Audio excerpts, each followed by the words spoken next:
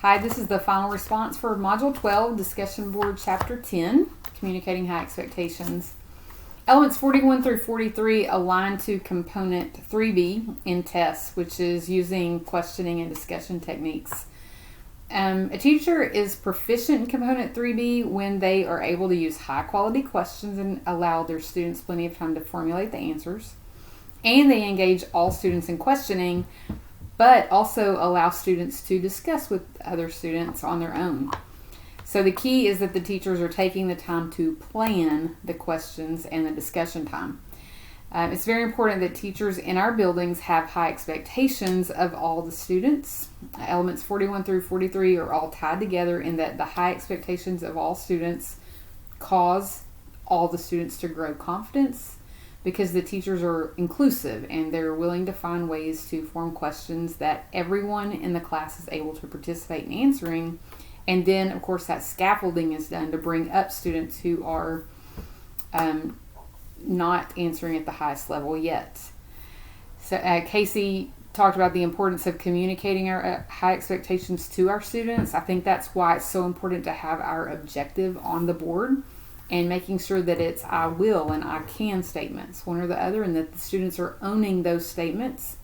We've talked a lot about scales this semester and creating those unit scales so that students can see themselves progress and move up, and they see where their personal struggles are, but they also see that statement, I will or I can, and they feel the success as they move up.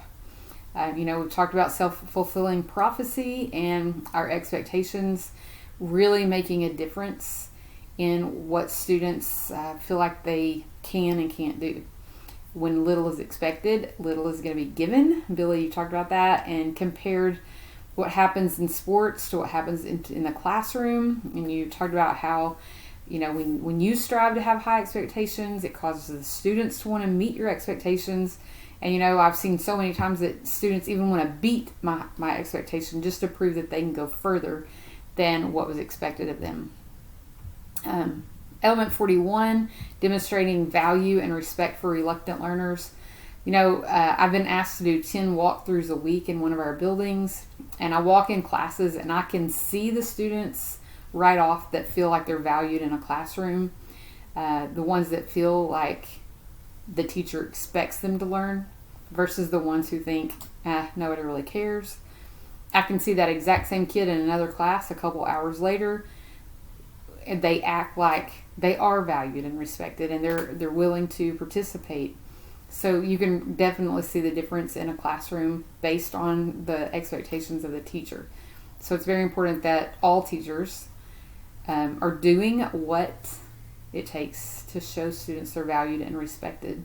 Billy reminded us that it's important to identify our biases, just making sure that we are noticing how we tend to not scaffold questions. We tend to think lower level questioning when we think about certain kids, and making sure that we're rising up and pushing kids to grow.